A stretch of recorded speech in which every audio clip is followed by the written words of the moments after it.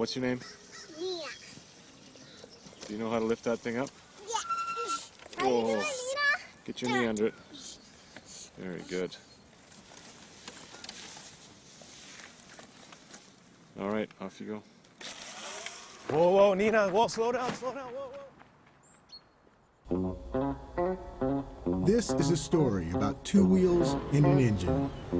About the many all over the world whose passion is the motorcycle. I don't want a pickle. Just want to ride on the motorcycle. I don't want to die. Just want to ride on the motorcycle. Oh, it was late last night, the other day. I thought I'd go up and see Ray. So I went up and I saw Ray. There was only one thing Ray could say was I don't want a pickle. This is a story that spans generations, crosses borders, and defies stereotypes. It's adventure and family, adversity, community, and competition. It's a story about undying devotion. And I don't want to die. It's about nothing and everything all at once.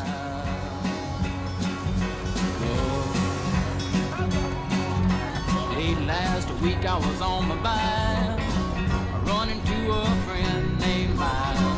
Running to a friend named Mike. It's a story about machines and the people who live to ride them.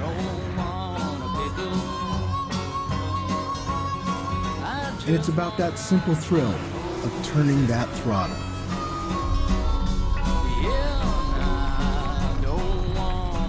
I'm Dana Brown, and these are the stories that happen on any Sunday.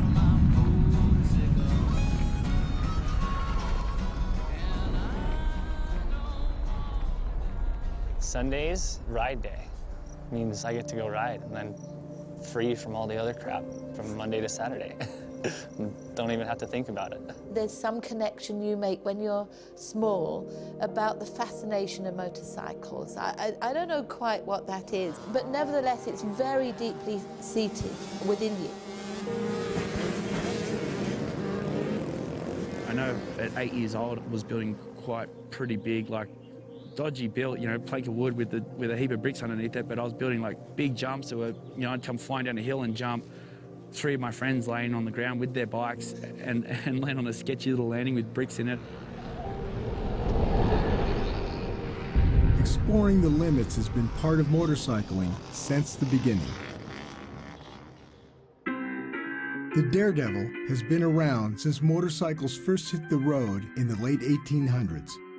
Sideshow performers who took ridiculous risks to wow the crowd and make a buck. Back in the day, it was less a matter of skill than just kind of being nuts.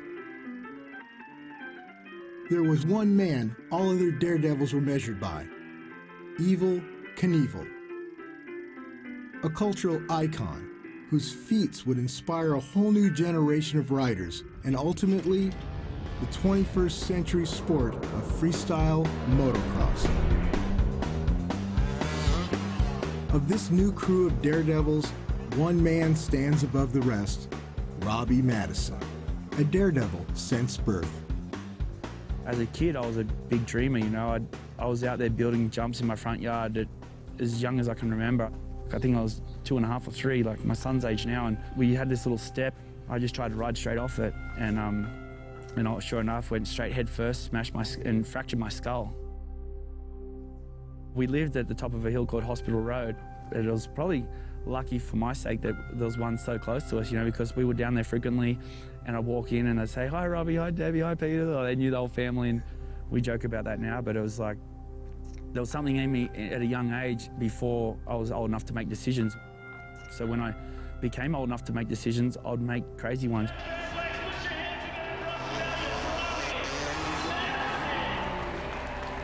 I see Robbie's kind of already made his mark in freestyle. He's been a top 3 guy for however long. I met Robbie in 2005 when he first came out to an event I was doing called Ride to the Hills, this natural terrain free ride event. And, you know, if there was a jump that they didn't want to hit or something, he'd be the guinea pig. He's that guy that's willing to go first and take a chance. Done for the day. Anyone ever got any complaints with that? No, bro. A lot of guys are really focused on contests and doing kind of something that's as cool as the last guy did, and Robbie's always like, all right, what can we do that's just way different? Every time you come up here, it's not like you get used to it. It's great, you can't even see the takeoff. And then at the takeoff, you can't see the landing. That's what they're saying, yeah, you stand It's up totally there and blind. it's like... What was your first impression of Robbie? It's crazy. That was it, you know, it's crazy. He told me he was gonna jump a football field, and I was like, all right, you know? Then he came and asked me if I'd build him a big ramp, and that was it.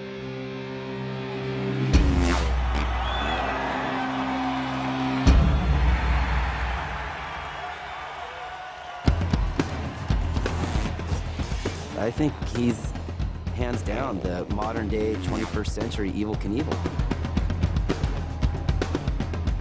We're not adrenaline junkies, you know, and I think people looked at Evel Knievel and all these daredevils along the way, say they got no fear for life, they're probably drug addicts and all this kind of stuff.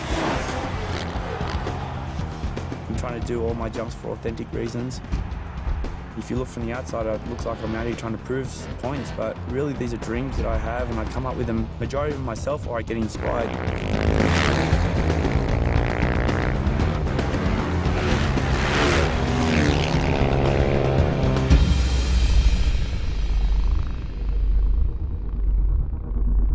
He pitches to us all the time. You just sit there and you're kind of like overwhelmed. And then a year later, it comes true. Can't wait to see what the stunt double thinks when he looks at this jump. It's a huge process. Like every jump, people just think it just happens, but usually it's a couple of years in the making. I'm like, oh great, here we go again. I'm gonna have no fingernails again. Amy and Robbie fell in love in Australia, and together they set out to realize the dream in the United States. We come over here with 2 suitcases, like no motorbikes, no nothing. We first came, we lived on a property just a few hundred meters from where we're at right now, and we're living in a little shed. Then living on people's floors. We had our car burnt down. Bouncing to friends' houses, like just never felt comfortable. To be here at this place, I mean, we pinch ourselves every day. We're very fortunate. But I'm just here following my heart and my passion, and when I was a little kid, I think if you watch my son for 10 minutes, you can see it's in him too. All he wants to do is jump everything. I always say he looks like me, but he acts like Robbie. You know, he just naturally wants the thrill. There's that need, and it's probably in our blood, it's in our gene. Go, go, go, go! Hopefully he doesn't follow in his career footsteps. It's very stressful. I don't think I could handle 2 of them. A lot of times I'm doing these jumps and she's carrying kids, you know, so I think that gets pushed into the kids too, so I got these crazy kids coming through. But I probably deserve it, you know, because of what I put my poor parents through. Well done. Robbie doesn't exactly fit the daredevil stereotype. He's very meticulous, working diligently with his team for months to prepare for a stunt. Good. One more set. I asked for it. How's that feel? Feels great. Yeah, it's lightweight. All right, should we try the other one? Sure. There's too much going on for me to be on point and checking everything, you know, so I need people in my corner that I can trust to double check all the stuff along the way. We talked about it and talked about angles and pitches and all the rest of that stuff, and he goes, you think it would work? I was like, heck yeah, it'll work. Let's do it. When did you first hear about this from him? Like 2-3 weeks ago. Yeah, I'm a gossip queen, so he didn't tell me much right away, which is probably smart. It's huge. Somebody's life, you know, and they're trusting me to go off the jump that I made, so. The plan was simple. Come to Park City, Utah, and jump his bike off the 120-meter Olympic ski jump. He would soar the distance of a football field while dropping more than 200 feet. He told me he's going to ride down the mountain like Daddy. And I'm like, yeah, maybe not this week. Yeah, I'm like, give it a year or two. Let Mommy get over this one. I feel pretty nervous, but I think I'm more nervous because I am pregnant. I've got all these extra emotions, and I think it's why being safety Sam, like pointing out all the dangers, all the extra things that could go wrong to Rob.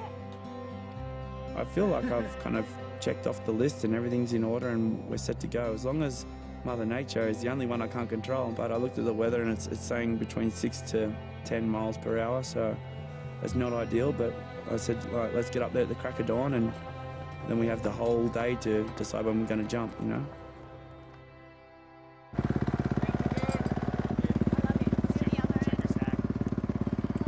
A little after 8 a.m., with the wind picking up, Robbie headed to the top.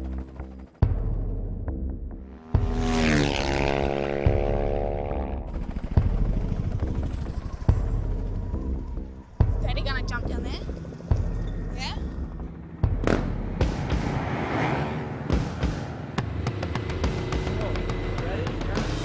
Ready to go.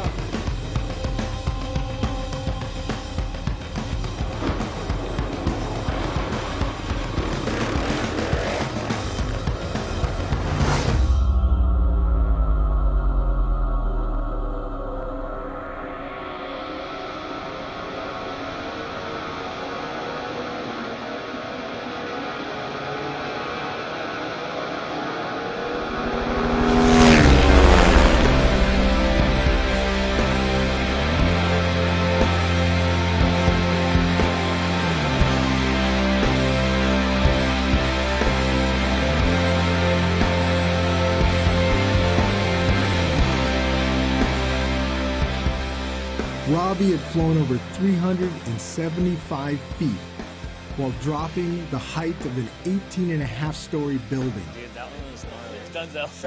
Good job, dude. That was sick. Oh, I'm so glad you're okay. So glad. Oh, good job, babe. Thank you, guys. But more than the record, it was the satisfaction of turning a dream into a reality.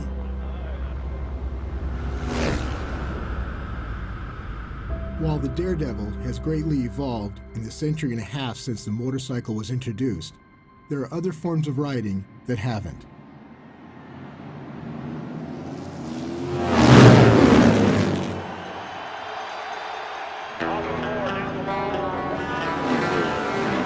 One of the oldest and most revered forms of racing is the AMA Pro Grand National Championship, a series of 19 events that takes place at fairgrounds and dirt tracks across the United States. And in the world of flat track, no event holds more prestige than the Springfield Mile. While the Pro Grand National Championship is over 60 years old, it still attracts a new crop of talented young riders. Started racing with the guys more and more, and you know, they all treat me like family. You know, our sport's really, really close. I think the bond is a little closer with what we do. Be able to know and trust the guy you're racing with, trust them at 130 miles an hour going into turn one. We've got such great young talent coming up nowadays. These young kids, I'll tell you, are just full of it. I mean, they're full of fire.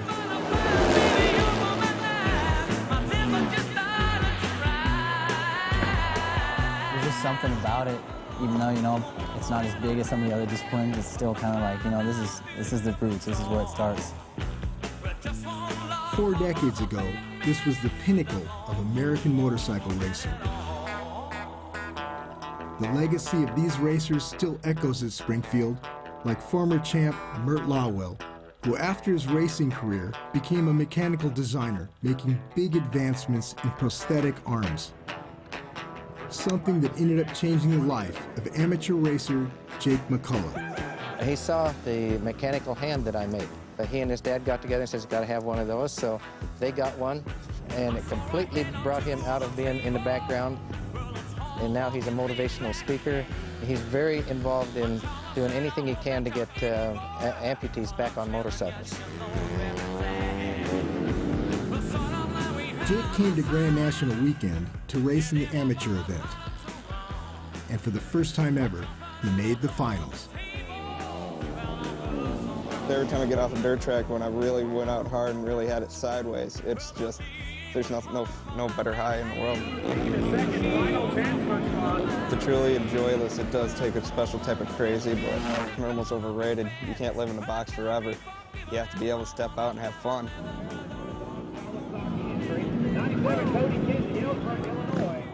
Sunday is for the professionals. No event holds more prestige than the Springfield Mile. It's one of the longest running dirt tracks in America. There's all sorts of legends that have won this race and raced here. It's produced so much drama, so much great racing. It is really like the Kentucky Derby of flat track races.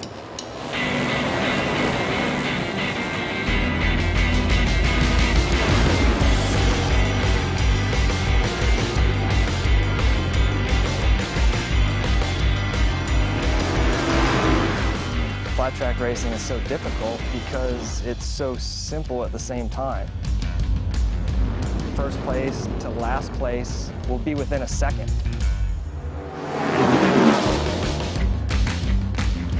They race handlebar to handlebar, sliding through corners at over 100 miles an hour, then tucked in down the straightaway at 130.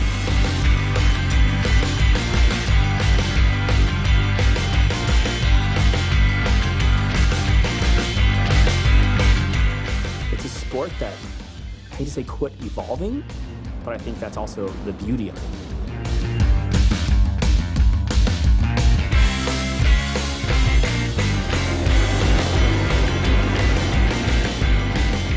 Flat track and the AMA Pro Grand National Championship is still ground zero for motorcycle racing, helping to shape modern motocross competition as well as producing new talent, including 4 MotoGP World Champions. To be able to have that feeling of whether you have traction, you don't have traction, that's where a dirt track comes into a good effect for road racers. All the GP guys starting a flat track and start training, and you know, if you look back, that's where all of them came from.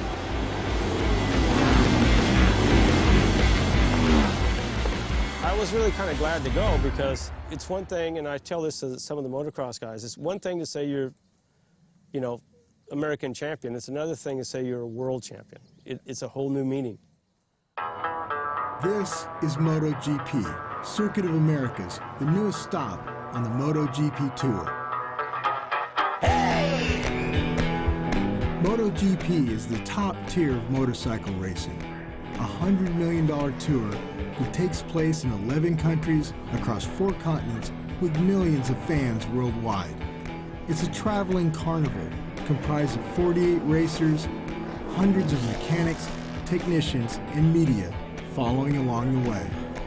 It's been the most prestigious form of racing for decades.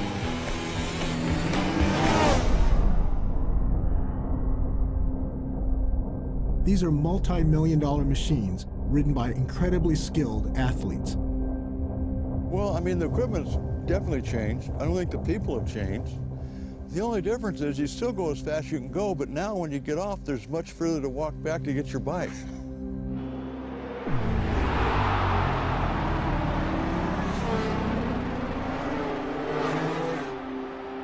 MotoGP is a very dangerous sport.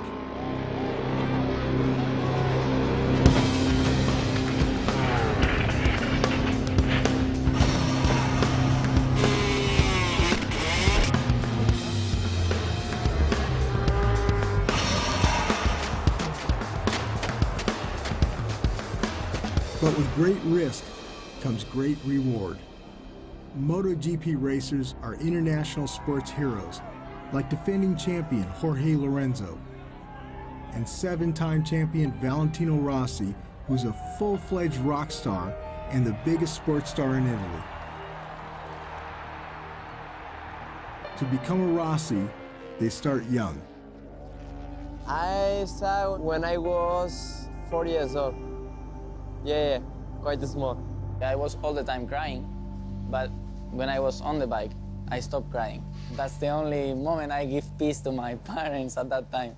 Two of the favorites to win the championship are Marc Marquez and Dani Pedrosa. Honda Repsol teammates, both from Spain, but very different in demeanor. Marquez, the fearless rookie, who this year in his very first GP race came in third. So next step is get the first win, but this is step by step. Pedrosa, the quiet and calculated veteran, seemingly always on the podium, Dani has finished runner-up for the MotoGP championship 3 times. I think Dani's a super intelligent rider. If the bike is not perfect for him or not set up right or he doesn't like a certain thing on the racetrack, he won't push it past that. And whereas, say, like a Marquez would. 3 years ago, just I was pushing many stupid crashes, but you know, if you need to learn to go faster, it's more difficult. To do what he's doing is a real fine point between making a mistake that could hurt you and winning the race, if you can get to the race. During qualifying, Marquez pushed just a little too hard.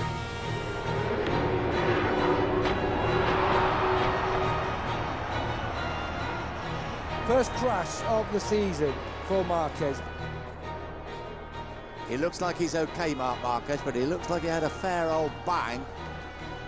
With only 15 minutes remaining in qualifying, Marquez was brought back to his garage, where his backup bike was prepared, and the doctors cleared him to ride again. Only 10 minutes after his crash, he was back on the track and going faster than ever.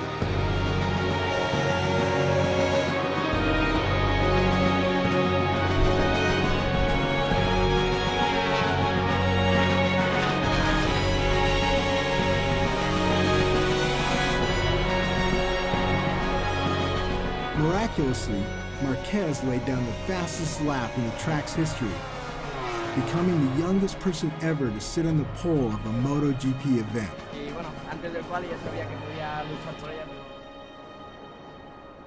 Marc Marquez has already rewritten the history books yesterday. Can he write another chapter this afternoon? Alongside him is his teammate Dani Pedrosa and the world champion Jorge Lorenzo. Nearing 2 p.m. race day, the riders lined up on the grid for 21 laps. Welcome to the second round of the MotoGP World Championship. Oh, not a great start from Jorge Lorenzo on the inside there. He was very keen to pull the bike across, and he's going to lose position. No way through at the moment for the youngster. Well over 210 miles an hour. Pedrosa leads. For the first 10 laps, it seemed to be Dani Pedrosa's day. Some races you are there and you just feel everything in slow motion.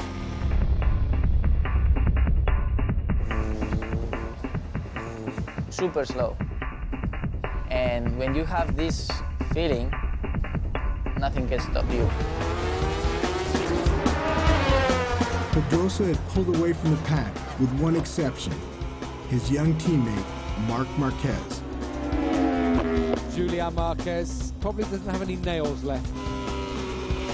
On lap 13, Marquez went for it. Here he comes. Dani Pedrosa, after finishing 4th in Qatar, is desperate to beat him.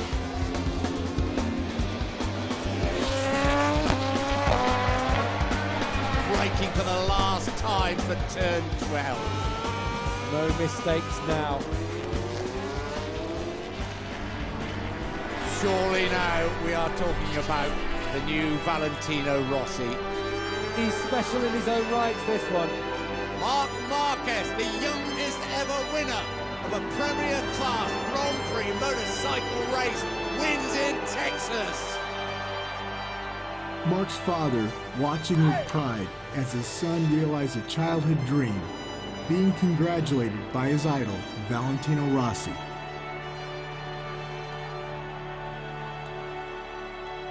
In my room I have all his bikes, all his history, and now I compete with him, and he come to me and he congrats me, so it's special. Finishing second for Danny, it was a good day, but not a victory. When you are close, like today, and you cannot manage, you can taste it. When you don't have a good Sunday, it's the longest afternoon ever. The next step is try to get that experience for be ready for fight for the championship next year. At the end of the day, an army of workers pack up tons of equipment and ship it halfway around the world for the next stop on the MotoGP Tour.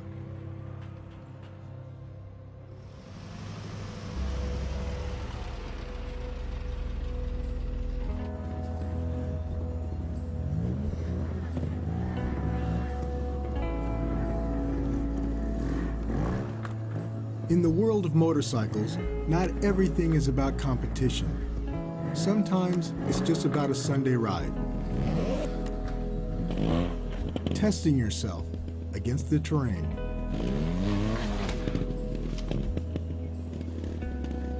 Some Sunday riders are better than most, and one of the best is Carlin Dunn. Carlin works with his dad, Trevor, at their Ducati dealership in Santa Barbara, California, which Trevor has owned for 35 years. A former road racer from South Africa, he was a single dad, raising his son and daughter the best way he knew. We lived above the motorcycle shop when I was a little kid. I wasn't going to be like an interpretive dancer or anything. It was a motorcycle rider from the get-go. It had training wheels, and all he knew was on. So as soon as he got dangerous, I'd kill the ignition. He would just freak out. He would stomp his feet and go, no, no, no. He wasn't like a lot of racer dads where he's taking me to the track and let's practice. It's just what we did. He was coming up, I was going out, and we were both competitive with each other. That was the best time of my life. Don't scratch through my stuff, Colin. I'll just put it in there. I'm not going to make it fall down, I promise. And it's funny, we're like oil and water usually, but when it comes to a motorcycle race, whatever gripe we have against each other, it's just gone. I'm so lucky we got that. For a father and son outing, Carlin and Trevor decided to load up their bikes and take a trip from Southern California to Utah. I don't know the last time we went road tripping with each other. It was kind of like old friends. You sure you got everything? Yep. You locked the front door? Yeah, I locked the front door. Sure. Yep. He's starting to think that he knows more than I do. I think he's got another 35 years to go.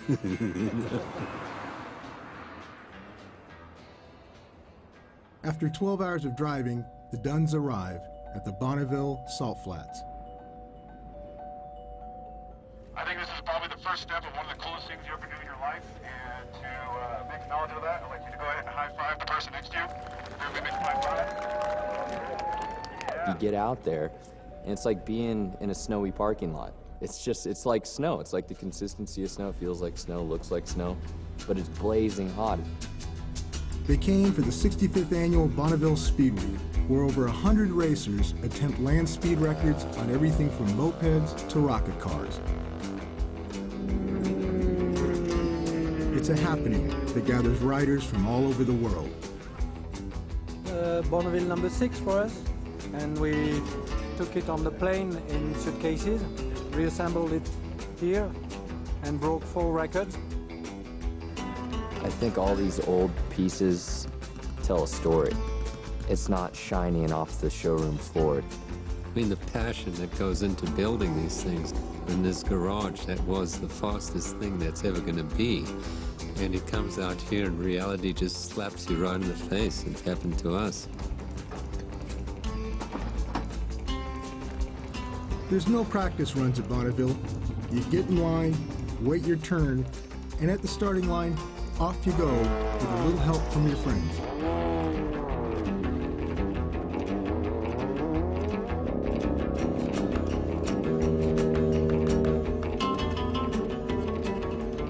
Trevor's turn came, and he got his first taste of flying across the salt.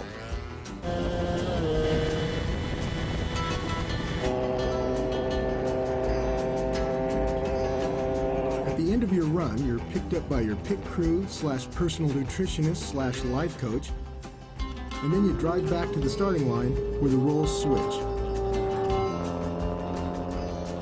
Carlin's bike was a loaner from speed champion Scott Warner. This is one of the fastest two-wheel vehicles on the planet. It's actually more like a fighter jet than a motorbike, with just as many nuances.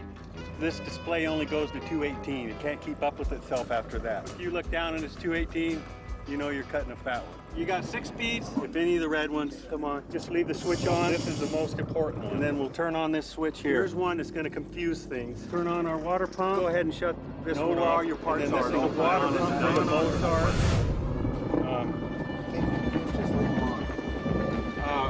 It happens. So Carlin, with his head swimming, on a bike he'd never ridden, at an event he'd never raced in, set out across the salt. 100 miles an hour, 150, 180 miles an hour. That thing is fast. I think I was only in my 3rd year. While Carlin was riding a rocket across the desert, his dad wasn't. Trevor would spend more time working on that bike than riding it. Nothing like smelling 110 octane hot van in the middle of the afternoon. In the end, dizzy from the fumes and the heat, Trevor decided just to watch as his son made an assault on the Bonneville speed record.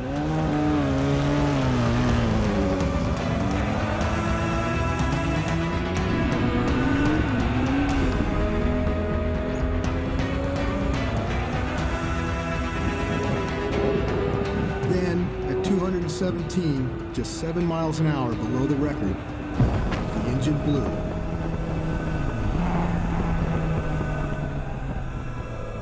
And now for the really tough part, returning the broken fighter jet to its owner.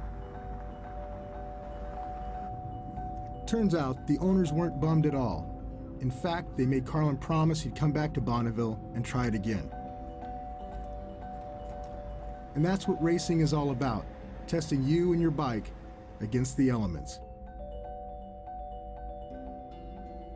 Today, you'll find people racing motorcycles in some of the most unusual places, in a landscape that looks a lot like Bonneville, but is more than 100 degrees colder. A group of dedicated riders in Alberta, Canada, spend their Sundays braving sub-zero temperatures to build a track on the ice. Siggy Pichot, one of the founders of the Second Gear Club, helps put it all together. When I was young, I always wanted to race. MotoGP was my dream. These guys were my heroes. Kids get inspired by something like this. The kids learn from a very young age what racing is all about. All right, you gonna have fun today? Yeah. All right, thank you. Young and old and everyone in between, people from all over the province flock to this frozen lake, and it's not for hockey. The key to ice racing is to put metal studs on your tires for traction. In fact, in Alberta, they put metal studs on just about everything. You got your studded ice boots on? See, look at that, eh? Oh, you do? Oh, yeah. I got some more in the trunk if I lose a couple. So mind your ride, pay attention, don't kill anybody, but don't make them bleed on the track, okay? When the flag waves, things heat up quick. Swinging in the saddle just before the break of morn. Take me back to old Alberta, the place where I was born. There are no trophies, no prize money, just sub-zero fun.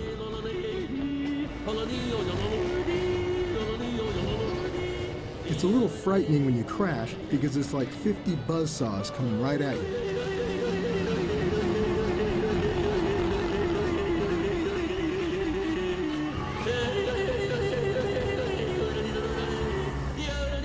And that Can-Am, I rode one of those Can-Ams once.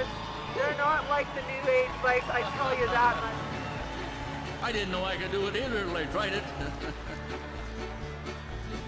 I hear the bacon frying, sizzling in the pan.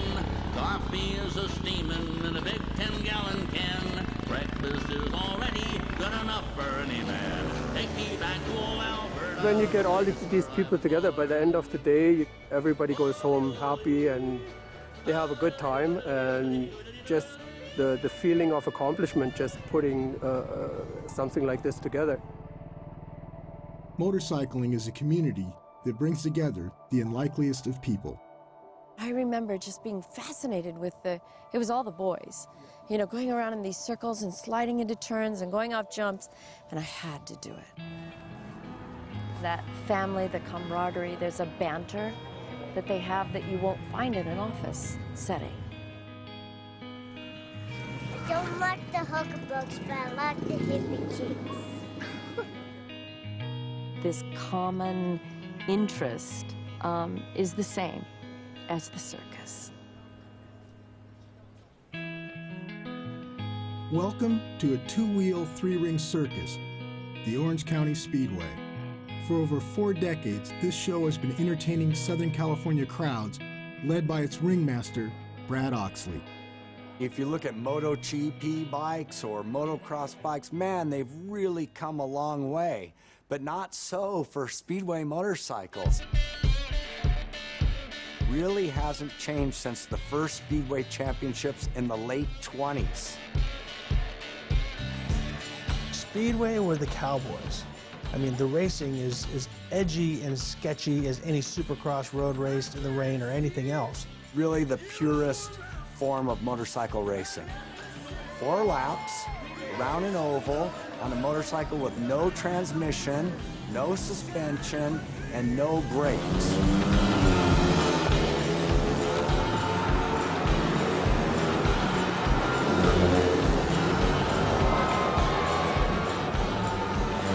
Speedway racing in general is amazing. The crowd energy, and it's all packed into like this really small, like horse arena. Races are run back-to-back, with a new one starting every 3 to 4 minutes. A night at Speedway isn't just about the bikes. There's also the sidecars.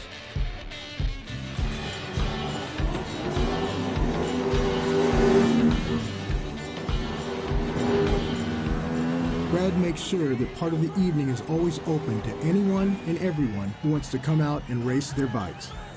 Racing isn't about how fast the guys are going, it's about how close the racing is. And nothing's closer and more unpredictable than the Harley dudes. It's all about racing, baby. Speedway, dirt racing. A lot of respect for these guys that really do it. We're just a bunch of fools.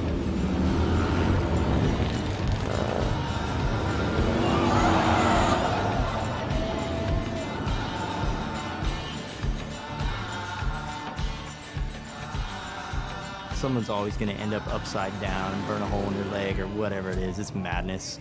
It's absolute madness out there. It's just like it always was, and I think part of our success is that we haven't changed the blueprint of Costa Mesa Speedway. We've kept the wheel greased and we tighten those spokes up and make sure it runs true, but we haven't reinvented the wheel. I mean, he's really a true motorcycle family and someone who I think really helps to keep motorcycling alive here in Southern California. Roland Sands is more than just a Speedway fan. He's also a former motorcycle champion and now one of the finest custom bike designers in the world. As my racing career was winding down, I got second in the race, and I also finished a motorcycle that I built, this little red Harley Davidson like custom frame Cosman that's really nice, and people I think paid more attention to the bike than they did the fact that I got second in the race, and a kind of light popped on. I'm like, maybe I could do something different and kind of still be a person getting recognized for doing something that they love. For me, when I look at a motorcycle, I'm like, what could I do with this machine? Roland and his crew are true artists, and they build their bikes for a very wide variety of clients. 3 years we know each other, yeah, 3, 4. Well, I lose track. You got a middle name, Roland? Wayne. Roland Wayne's, but Roland Wayne Sands, yeah, it sounds like a country western singer with an overbite, yeah. This is the low-key bike we put together. Everything was well thought out. We fooled around with a lot of different ideas. And, I like the fact that Mickey had strong opinions. The things that I think made the bike pop, you know, that really came from Mickey and his expression about what he wanted to do. Yeah, because you ain't gonna see two of these. No. You know? When they're looking at buying custom bikes or they're looking at buying custom parts to make their bike their own, they have this picture in their head of what they want. It's really an aesthetic thing. You're stylizing yourself. The coolest thing is to be able to compliment somebody, how they made that bike personally theirs. You're looking at something that is more a piece of art, and you wouldn't think somebody could write it, you know, just the way they're designed. It's not about comfortable. I want to make sure that I feel right on the bike, and I want to make sure, you know, I don't ride suicide clutch because it's easier, you know. I like to pull up and do that, you know. If you have a bad back and you have to look behind you to see what's coming, go ahead and look behind you. Yeah. That's MotoGP style. Yeah, right? MotoGP style. We have a real relationship because we have something in common that we're passionate about. I mean, Roland and I have motorcycles in common, but probably that's about it. He's a pretty straight-laced dude. Roland Wayne Sands. For Roland, motorbikes are rideable works of art. Elsewhere, they're simply a tool and an absolute necessity. Rất sở thích của người Việt Nam, tại vì phương tiện cá nhân đi tới đi lui sử dụng nhiều. Xe máy nó cũng giống như một cái đôi chân tốc hành vậy đó.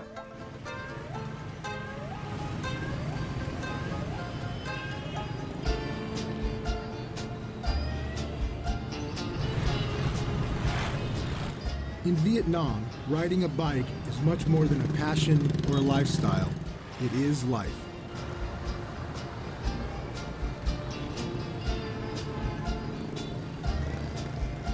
Thì chở là nó phải cồng kềnh rồi, thì nó cũng khó chạy hơn chút xíu thôi. Thì mình chạy xe bình thường thì đâu có gì, nhưng mà chắc lên thì nó khó chạy xíu thôi, nó lắc cái đầu xíu thôi. Ăn thua là mình chạy quen là được rồi.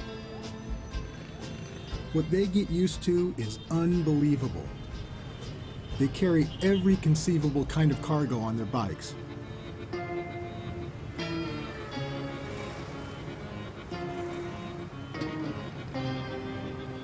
And on occasion, you will witness a tragedy. The longer you watch the chaos and the traffic, you'll start to see a kind of organized harmony. And the amazing part is, they do this every day. That's us. We love that. So it doesn't matter if you're, you know, the average Joe or big time dude. Your love is in that bike. And that love affair with the motorcycle can lead to some pretty extreme behavior. Racers are crazy, I mean, just period, point blank. And there's a drive behind some of these guys that overrides their sense of self-preservation. If there's one place on the planet where there's no sense of self-preservation, it's Erzberg, Austria, at a working iron mine. The site of one of the world's most grueling events, the Hare Scramble Hard Enduro. 500 competitors representing 40 nations.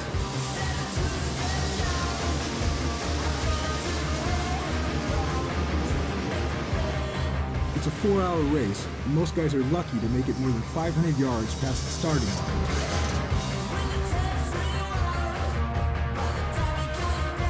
You have to be very fit and very young, then you have a chance to finish it. But I'm old and fat. You have to be crazy to do this. A 21-mile course of pure hell.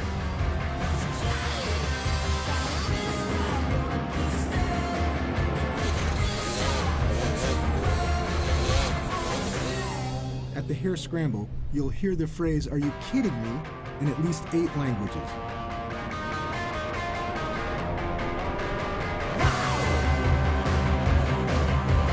Out of the 500 riders who start the race, only 30 will actually finish. Really hard,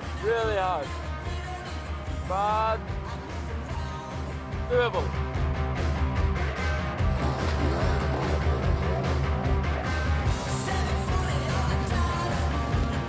It's a race synonymous with F words. Fatigue, falling, frustration, and the big one, failure.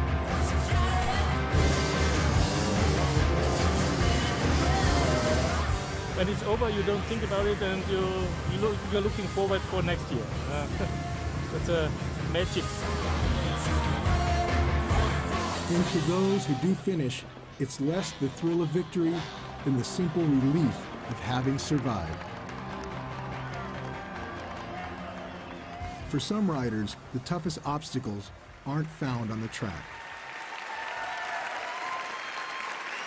We're back, ladies and gentlemen. My next guest is a two-time X Games gold medalist for women's motocross, and she's the first deaf person to ever compete professionally in the sport.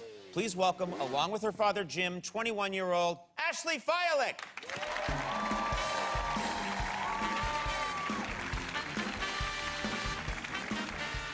I would think there might be disadvantages to not being able to hear if you're riding a motorcycle professionally. It's a little disadvantage. You know, I can't hear them, obviously, so I have to hold my line. I can't move around on the track, else I'll hit them.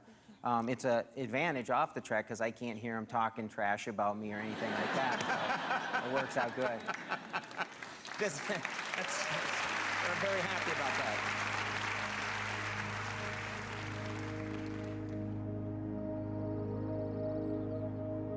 There's not a better, sport in the world than riding a motorcycle as a family thing, because I think, like this, you can go camp, you can ride and have fun, and you don't have to race.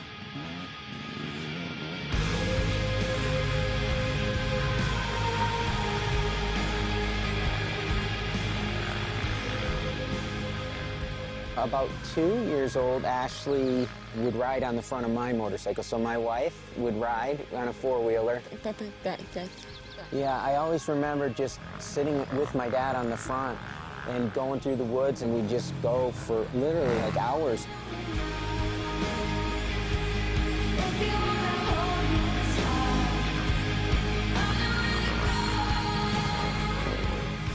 Yeah, this is the first time we got to ride together in a long time, but maybe even since I'm 50, so.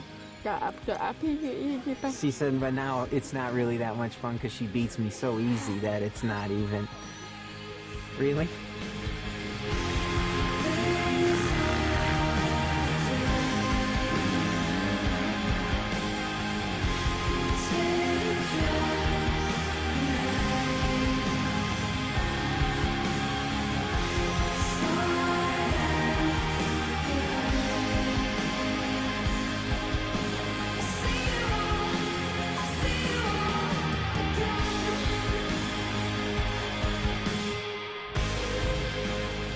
Ashley's thinking, it's motorcycles. This is what we did as a family, so we're close. We still do it. She sees a lot of kids like that in motorcycling. The family comes not from racing. I think it comes more from just, traveling together, being together, and doing things, working together.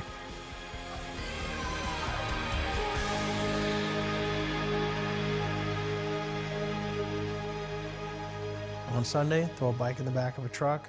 And it doesn't matter if it's a dirt road, if it's a sand trail, if it's a cliff, if it's a highway, whatever it is, I can make it my own experience. And that's something that, I'm sorry, nothing else has. You're getting this incredible rush of wind and speed. It's just like a symphony of events that creates a sum that's greater than the parts.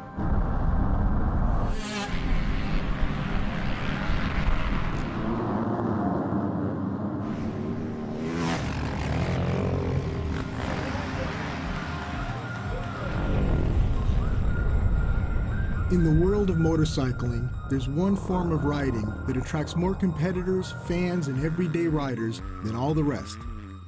Men and women, sons and daughters, families and friends, you'll find them all across America on a motocross track.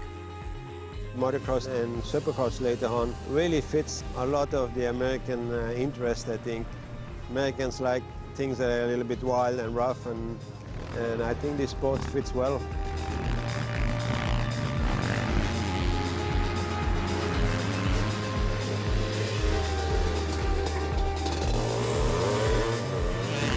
Motocross is a good thing to be a part of as a kid. Like, it's dangerous and you get hurt, but like, I think it's worth it for what you get out of it.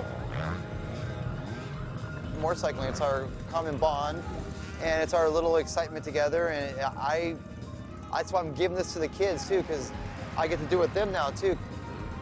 You watch them go around, you get more excited really than doing it yourself. You know, some of those little kids out there, their helmet looks as big as they are. You know.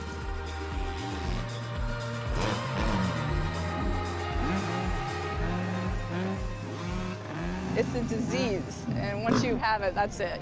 It doesn't leave your body ever. For those who are very serious about their hobby of motocross, they gather just outside of Sacramento at Hangtown, California, where the AMA Outdoor Motocross Series hosts an event.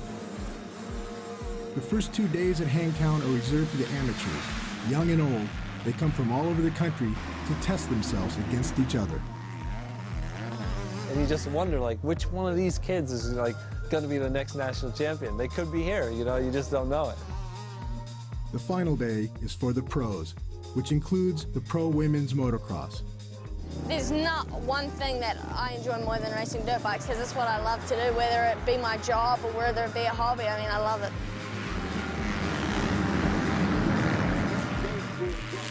Courtney Duncan, in her very first pro event, would bring home the win.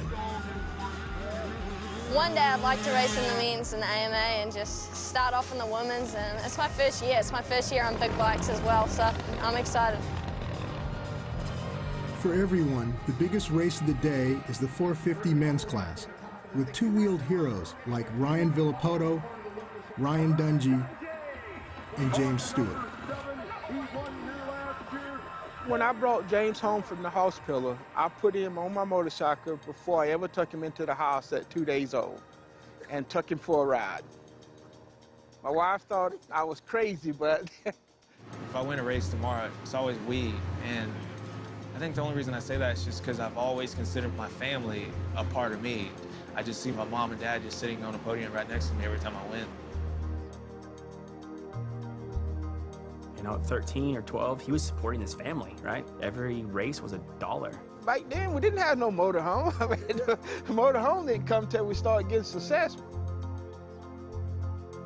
If you grew up having to win to go to the next race, it's hard mentality to try to change, you know, when you're pro. It's just hard for me to go to the gate not expecting to win.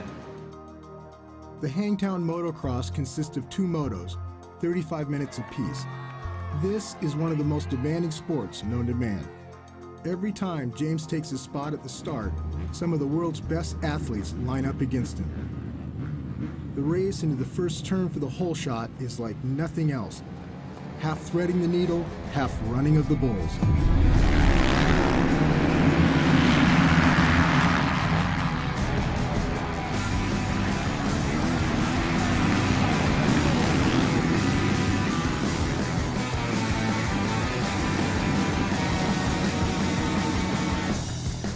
James would get the hole shot in both motos. Probably the most talented guy ever to throw a leg over a motorcycle. And when James Stewart is on, I wish I could be in James's body to feel what he feels and the speed that he carries.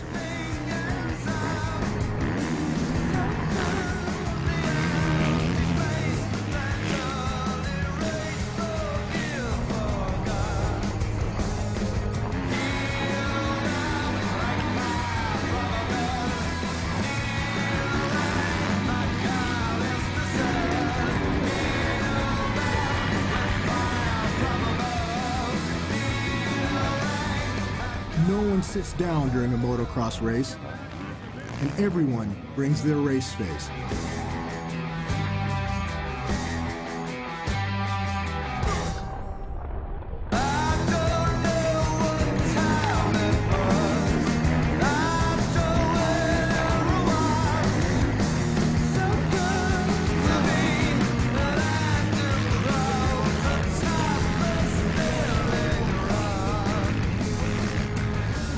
battle non-stop for 70 minutes. The only time they have to pull a tear off is 30 feet in the air.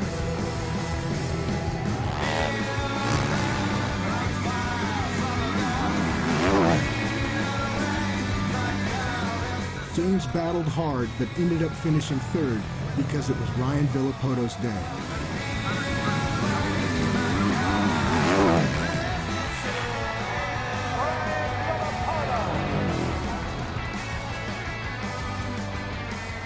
It's a full throttle day. Loud engines, fierce competition, but beneath it all, there's a real sense of community. At the racetrack especially, it's a really family environment, but even the freestyle guys, I mean, most of them have families and kids and stuff, and you kind of wouldn't think it if you didn't know them, like just watching the crazy stuff they do, you know? See, everyone thinks action sports are like, oh, hooligans or motorcycles and this kind of stuff, but it's what I did as a family. I mean, it's what my dad loved to do. It's what all my uncles loved to do. It's what my mom was passionate about. And, you know, we'd go, if we went on a camping trip, we brought the dirt bikes. Hi, guys. Thanks for coming to Nitro. Appreciate it, guys. Travis Pastrana has become one of the biggest names in dirt bikes, competing in a wide variety of disciplines from motocross to freestyle, and now combining those passions for his Nitro Circus show. This Nitro Circus really grasped all these people that still wish they were the 80s stuntmen, that wish they could try stuff that's never been tried. Nitro Circus is 2 hours of amazement. You'll see all sorts of things flying through the air, including Travis's wife, Lindsay. You know, our creativity is, hey, we're not gonna be a golfer, we're gonna be the ball. And when we hit, we're gonna launch, and we gotta get in that hole, or it's bad, man. Travis's affinity for danger, the spills and thrills, has paid off well for him.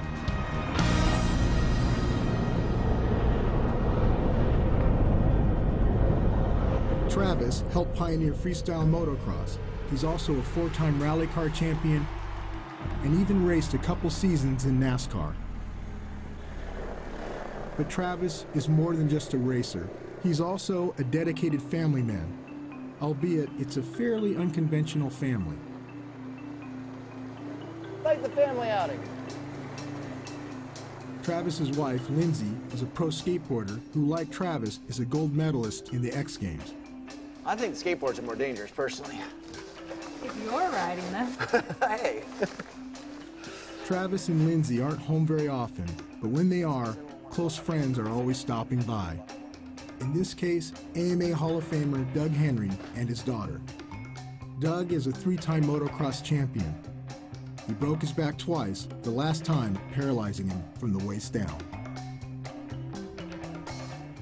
I just admire how much he's adapted. He taught me that life throws things out at you and can change in just a second, and you can't look back and be like, oh wow, like you can't regret anything. You have to look at how you can make your life better, how you could keep going.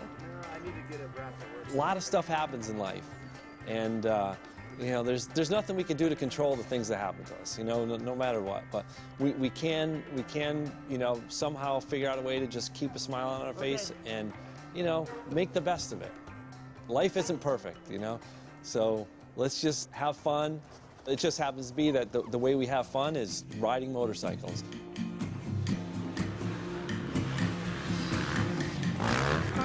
Doug rides on a bike that he designed for himself, and he controls the motorcycle entirely with his arms, shifting gears and using the brakes with his hands.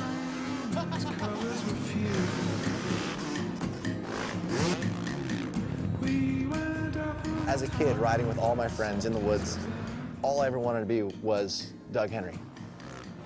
Doug was like pretty much my biggest inspiration and hero.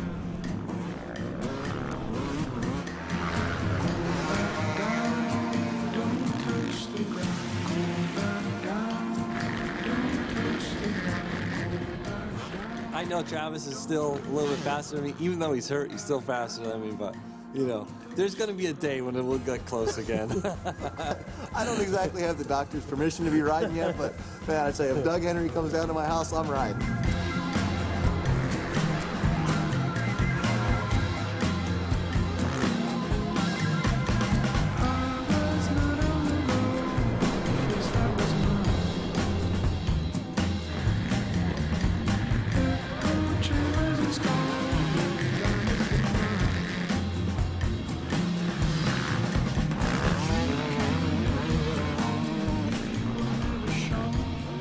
it's like I live on the bike. I love it.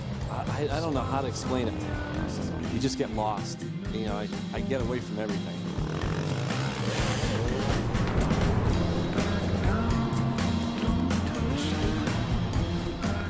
Every day you get a chance to ride, you know, you make the best of it.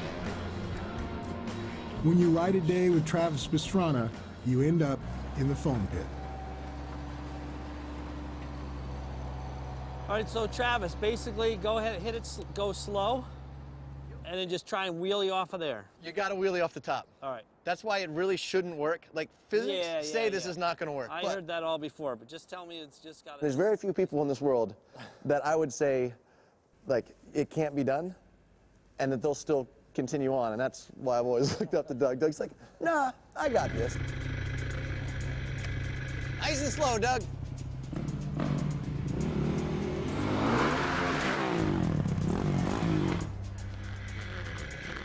Yes! Yeah! That's why that man is my hero. That's not physically possible. Perfect. I can't do that. I never even thought of doing this. Yeah, but as soon as you finish the backflip, you said, I'll do a front I know, flip now. well, because it went so well. I think you could do it. Yeah.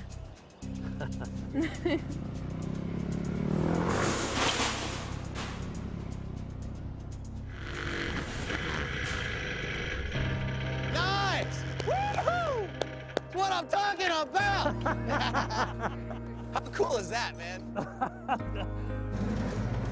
How wild does the front flip feel, huh? That one's scary, because you can't see nothing. Nothing. That was good, though. It was really good. That was really good. Yeah, what, just confidence. No second guessing, no hesitation, no pre-run, just hit it. That got me a good teacher. Yeah. That's for sure. There's an ever-changing line between the insane and the sublime in this relationship between a man and his machine. I mean, the bikes are just pieces of material, but there is something there that sometimes it feels like it has some life in it and can help you or even can send you home. So.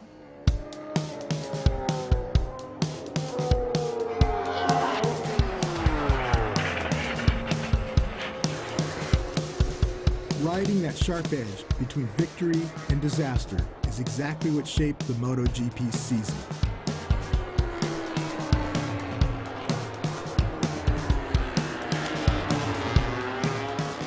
Following the Grand Prix in Austin, Dani Pedrosa would win both Spain and France, while defending champion Jorge Lorenzo came out on top in Catalonia.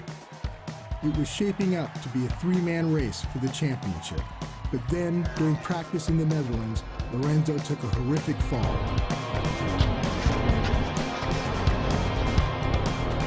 Badly breaking his collarbone, requiring a metal plate and 6 screws. It's complicated to stay fit, not to get injured. It's hard when the hammer comes to you. Boom. Pedrosa would also break his collarbone during the German Grand Prix. There is kind of a memory in the body, you know, and sometimes when it's the pain is a lot, always the body tries to keep safe. Meanwhile, Marquez would crash again and again.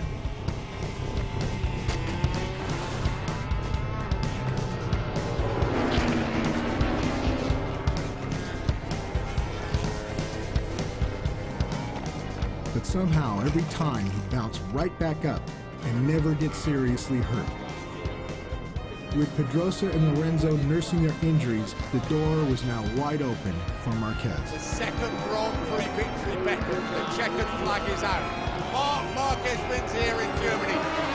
To the astonishment of the experts, the 20-year-old Spaniard had stormed to the top of the standings. Didn't expect after 8 races lead the championship. In his first race ever at Laguna Seca, Marquez was pushing harder than ever. Reviving Marquez, that's Rossi in front of them as they're coming up towards the corkscrew. Is Marquez going to make a move at the corkscrew in these early stages? and then Marquez goes for on the inside of the corkscrew. We all expected Mark to be fast. We saw how fast he was in Moto 2, but I don't think we expected him to be this fast so soon. Winning at Laguna Seca, Indianapolis, and in the Czech Republic, Marquez made it 4 victories in a row. Stunning stuff once more from the rookie. But Lorenzo was healing and looking to win. Marquez dives for the inside line. Marquez has got it and he's hanging on into Lorenzo.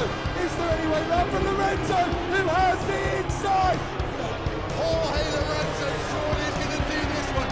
Jorge Lorenzo makes an incredible battle here in Silverstone.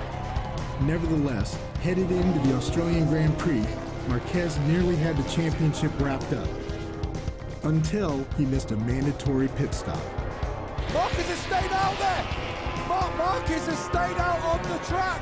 I do not believe this, but surely Marquez has gone a lap too far. This mistake would cause Marquez to be disqualified from the race. It is Marc Marquez will not be getting any points if Lorenzo wins. The 2013 World Championship has been blown wide open. With Marquez earning 0 points and Lorenzo winning, the MotoGP championship was now up for grabs, and it would all come down to the wire, the final race at Valencia, Spain. You want to think of the motorcycle as something that has an application, something it can bring to the world other than just that thrill and that excitement. You know, if you're driven by taking healthcare to a rural community rather than winning that race or that world championship, it's a very good tool. Going twice. MotoGP is not just about the race for the championship. It's about a community coming together for a very good cause. Like GP legend Randy Mamola, heading up an auction to raise money for Riders for Health, a charitable organization started 25 years ago with the help of England's Princess Anne. Randy and his co-founders, Barry and Andrea Coleman, raised money to put motorcycles on the front lines of battling disease and malnutrition in the rural areas of Africa. We're in 7 countries in Africa, with around 1,100 to 1,200 motorcycles working in those countries. Given the sort of the image of motorcycling and how it's been over the years, governments call us up and say, hey, motorcycle racing, we need your help here. Come and help us reach our unreached.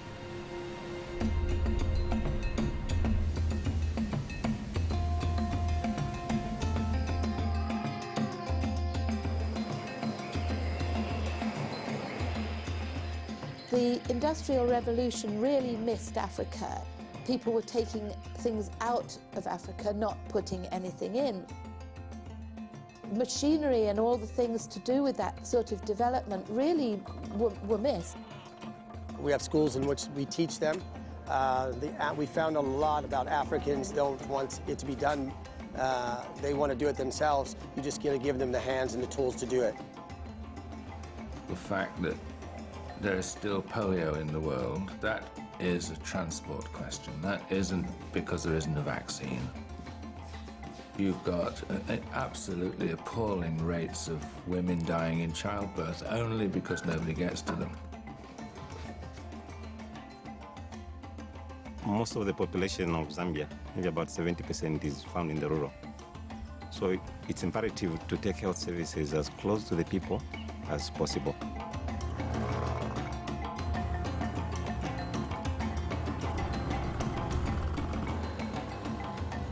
Before motorbike came in, we are not able to follow up them to the actual places where they are coming from, meaning that the disease was continuing.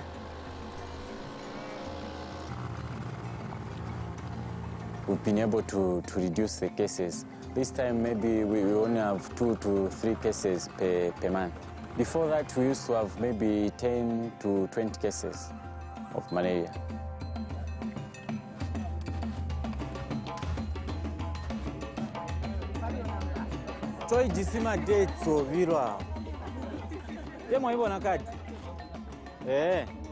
Actually, I'm now enjoying my work. Before the motorcycle came in, I was just thinking of leaving this place because it was quite challenging for me to be able to offer the services that I'm supposed to give to this community.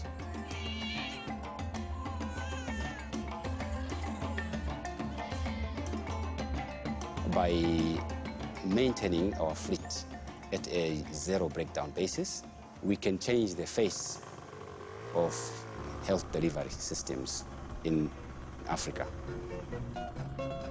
With his motorcycle, Derek is now able to see up to 300 patients per day.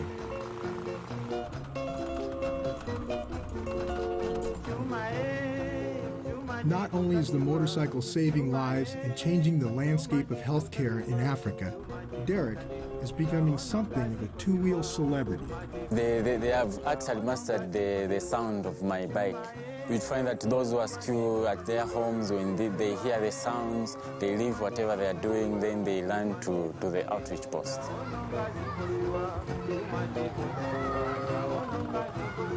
To them, I'm a big star. Yeah. Riding a motorcycle to me is an experience that I can only explain when I'm riding the motorcycle, not when I'm sitting.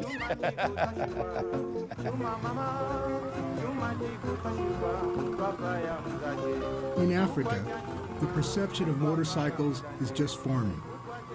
But in other parts of the world, they sometimes are a source of conflict. In today's modern age of politics, environmental issues, and encroaching civilization, it's becoming harder and harder to find a place to ride, a place that you can call your own. I opened up the newspaper and I saw our local motocross track was getting shut down. This place, Zaka Station, up the road from me. I love that place. It's been there for 7 years and I ride there all the time, and my friends ride there and they brought their kids and taught them how to ride there. If we didn't have Zaka, then I had to go like 2 hours away to go to Piru. Just a long drive. You see your kids with a sense of accomplishment, just going around the track once for the first time without falling.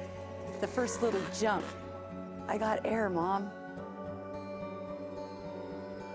It makes me happy to see these guys leave here with a smile on their face. You know, that makes my day. You know, it's been pretty much my life, you know? This is what I love doing. The threatened closure of Zaka due to noise pollution inspired Carlin to take a big gamble in his next race on a bike that would make no noise. A motorcycle that was completely electric. They're battery electric vehicles, so it has to start with the battery. And the batteries are getting better every year. You know, when we have a race like this, all the engineers come together, all the resources, all the support. You know, this is what it's about. You know, I never really took any interest in it because all I could think of is, yeah, it's got to be like the Prius of motorcycles. How awesome could that be? The outside world's not going to care about electric on electric. You know, you might have the fastest cockroach, but it's still the cockroach races. Whereas, you know, now we're going up against the big boys on the same playing field. And if you want to find the big boys, Pikes Peak is it. It's the 50th year of one of the most legendary races in the U.S., the Pikes Peak Hill Climb, a 12.5-mile course with 156 turns, climbing from 6,000 to over 14,000 feet. The only thing more incredible than the scenery is the danger. It's basically your self-preservation gene saying, slow down, slow down. You're gonna go off the cliff, you're gonna go to the trees, you're gonna go to the rocks. All the way to the top. Carlin is a two-time Pikes Peak champion, winning once in 2011 as a privateer and again the following year on a factory Ducati, becoming the first motorcycle ever to beat the 10-minute mark.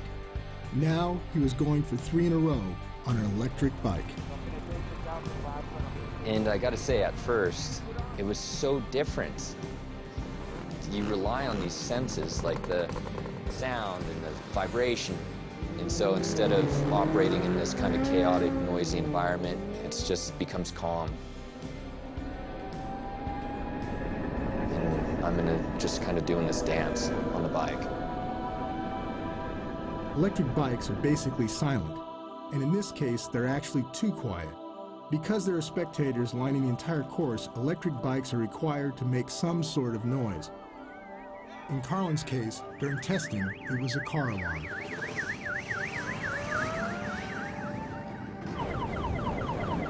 So here I am, I'm trying to be zen, you know, I'm whatever. And my bike is like making the most hideous noise. But you can't turn it off or else they'll disqualify you. It's like, this is some sick joke.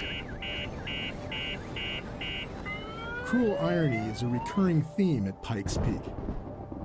Is the challenge of the mountain and the forever changing weather conditions that can manipulate into storms and rain showers and snow showers in a matter of minutes.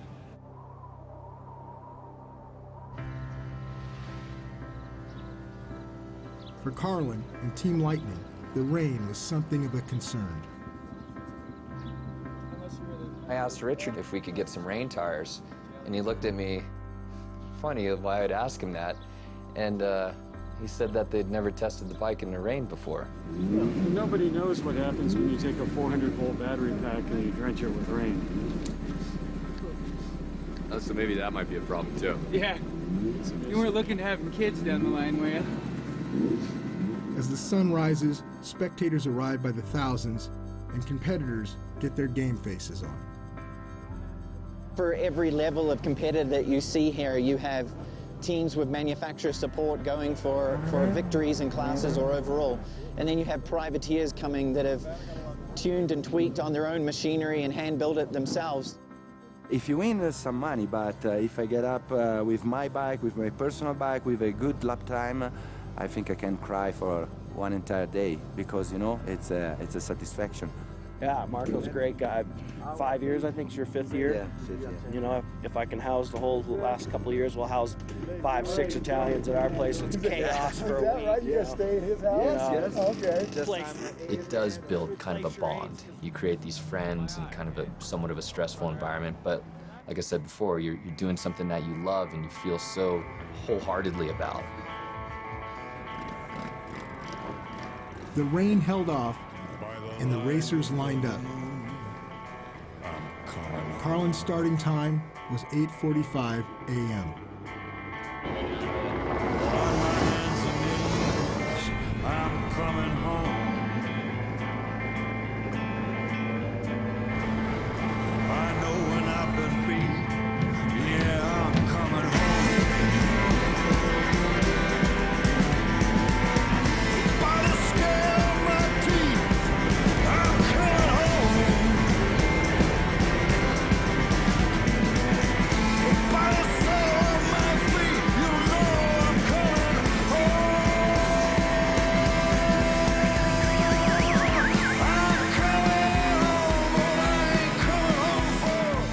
All that Team Lightning can do is wait and watch at the bottom, but Carlin was in the lead after split 2.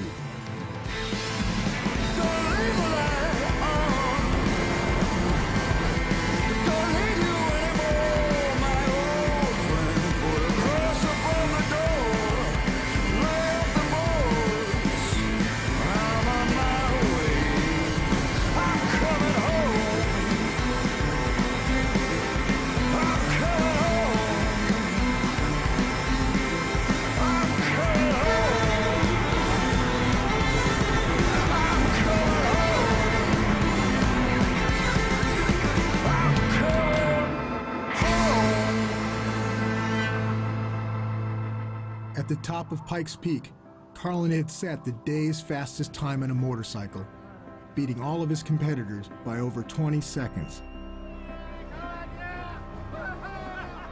For the first time ever in a major event, an electric motorcycle had beaten all the competition. On this Sunday, Carlin Dunn had made history. Come Monday, he'd be back at his shop with his father selling motorcycles. Here you go, Aiden. Thank you. Thanks for coming out, Good job. buddy. Yeah, thanks.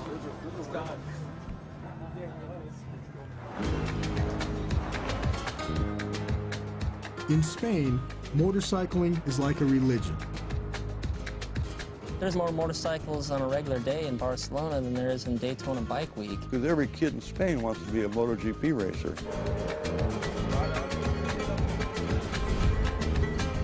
Valencia, the last stop on the MotoGP Tour. And for the first time in 7 years, the championship would come down to the final race. In Austin, on the second race of the season, I couldn't imagine that because, you know, it was my first season. I spoke with you that maybe here I will try to get my first victory, but then will be difficult. But yeah, we did a very good season. So now we are on the most important race. As race day neared, the eyes of the entire nation were riveted on the track at Valencia. You have all the fans together in one line, all the track. Motorcycle in Spain is something in the blood. The championship had come down to two riders, defending champion Jorge Lorenzo and rookie Marc Marquez. Lorenzo needed the win. Marquez only needed to finish fourth and avoid making a big mistake. Lorenzo did everything he could to get inside Marc's head. When you have the pressure, it's a little bit different, but in the end, try to make a normal race, not a special one. Those on Marquez's team were worried that the young racer might take the bait and push too hard to beat Lorenzo, potentially crashing and costing him the championship. The problem is that when you slow down, you lose a little bit the concentration. You know, when you are pushing, when you are fast, you pay attention, you are more concentrated on the bike, on everything. It's a beautiful afternoon here in Valencia to have the 18th and final round of MotoGP. 104,000 fans. You really could not ask for any more. Marc Marquez has to finish fourth or above to clinch the world title. The current world champion, Jorge Lorenzo, 7 Grand Prix victories this season. Dani Pedrosa, the man that's got the best record here in Valencia. The whole of Spain is coming to a halt at this very moment, I can promise you. Lights to red, let battle commence. A good start from Jorge Lorenzo yet again. He just covered up really nicely as the light went out. And look at that, Pedrosa is past Marquez. Marquez has come back and he's in third place as Lorenzo leads, Pedrosa in second. For Pedrosa, the race was not about winning. His goal was to protect his teammate and make sure that Lorenzo would leave Marquez alone. Quite good that he's got Pedrosa just in front of him, harassing and harrying Lorenzo, because Lorenzo will know that he needs to win this race. Pedrosa determined to help his teammate Marquez. Lorenzo fighting back already into turn 2. He forces Pedrosa wide and retakes the lead. Yeah, he's doing a brilliant job, Dani Pedrosa. You were so right, because Lorenzo wants to start slowing the pace. He knows that Pedrosa is so capable of going by and absolutely clearing off. What can Lorenzo respond with? Here he comes! He almost takes Dani Pedrosa's right leg off. And Marc Marquez will be already wanting to shake Dani Pedrosa's hand because he's helping him out no end here. And then come up towards the big do-and curve. Lorenzo fights back. There's no way through that time. There he is. He's pushed Dani Pedrosa wide. He's pushed him right off the track as well. He had to do it, and now Marquez takes over at the front. Can Marquez try and push away? This is perhaps what Lorenzo wanted. He's going to have to try and slow things up. He's got to play with the rookie. Marquez doesn't need to be getting sucked into this, especially with Dani Pedrosa behind him. Marc proved he could play Lorenzo's game, and with just 5 laps remaining, he let his loyal teammate Dani, the other hero of the day, ride on by to take second place.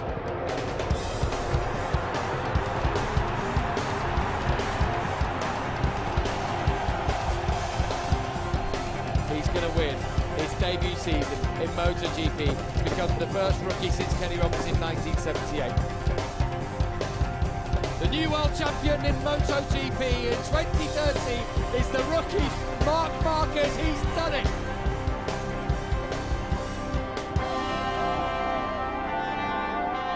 Marc Marquez had finally pulled it off. At age 20, the youngest MotoGP champion in history. For Marquez, On that one glorious Sunday afternoon, it felt like reality had taken a holiday.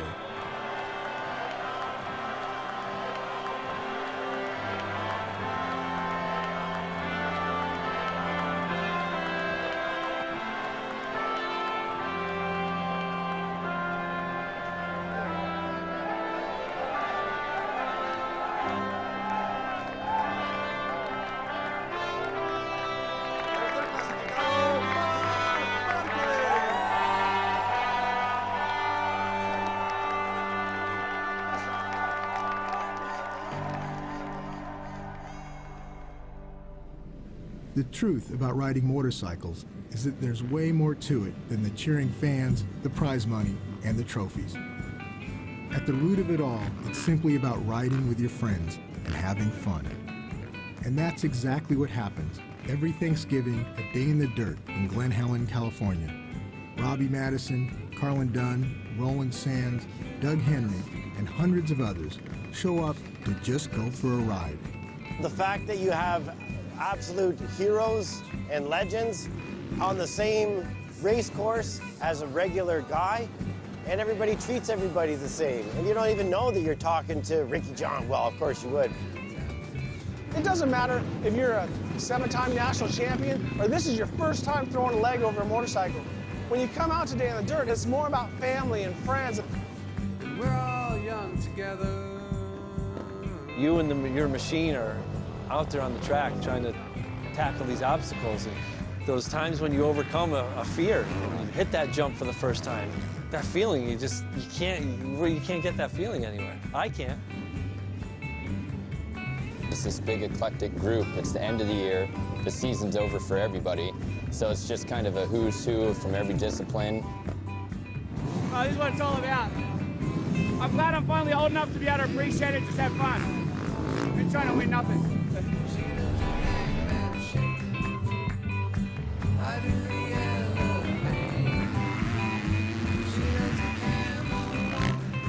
The experiences it brings and the memories it can make and the friends you get from it, they're gonna last forever because you can always relate back to, oh, let's just go ride our dirt bikes for a day. Never even get to use the roll cage.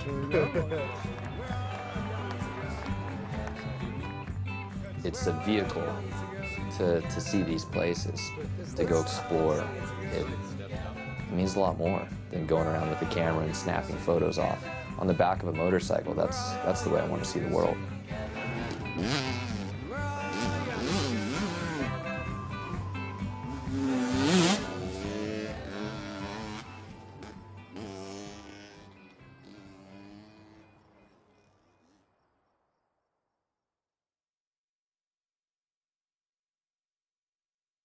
Kurt Caselli, American hero.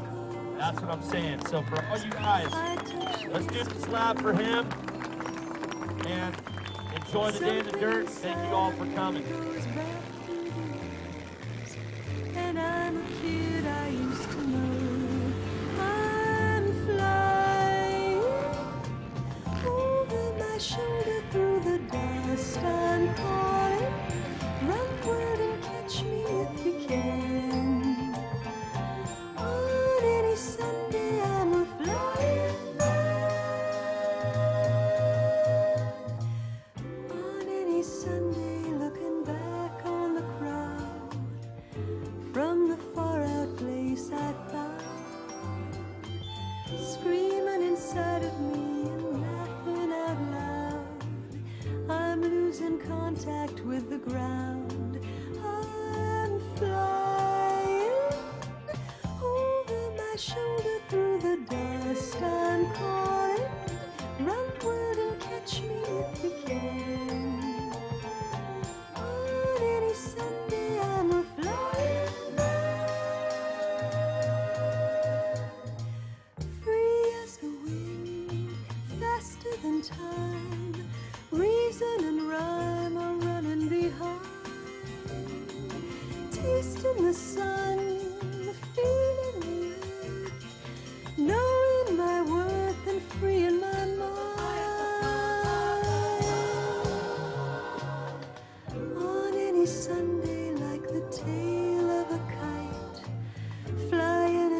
dancing.